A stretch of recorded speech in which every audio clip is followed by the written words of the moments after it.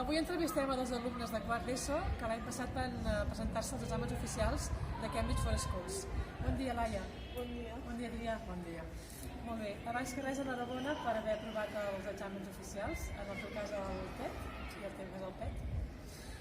Adrià, com et vas assabentar de la possibilitat de fer aquests exàmens oficials? Doncs va ser gràcies a una professora d'aquí d'anglès que em va dir que aquí a l'institut és com que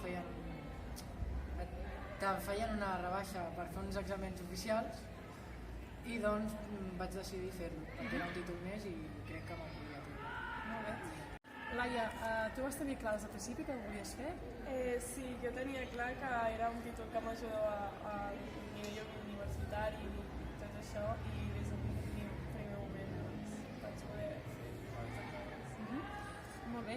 Adrià, on vau fer els exàmens i com hi vau anar i amb qui vau fer-los?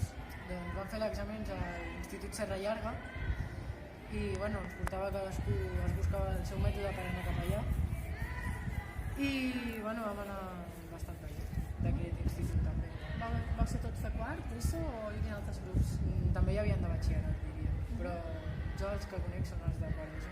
Va venir una companya amb mi a fer el QET i va anar molt bé, la veritat. Molt bé. I a tu, Laia, quina part de l'examen et va costar o la vas trobar més difícil? El listening, perquè no tenia res a veure amb el que solíem fer aquí.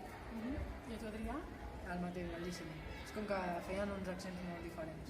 Haurem de parlar amb el listening, doncs, no? Adrià, com va ser per preparar-te per l'examen? Doncs aquesta mateixa professora que em va recomanar fer-lo em va dir d'anar a les webs oficials del Cambridge i mirar-me els models d'exàmens i doncs, me vaig mirar alguns, vaig començar a fer activitats i veia que em sortia bé i doncs em vaig animar. Vas animar a fer-lo. I tu, Laia, com et vas preparar? El mateix que l'Adrià, i també hi havia pàgines que s'especialitzaven, per exemple, en el Isofix i Visual Writing. Amb els pas concretes, no? Sí, sabien molt.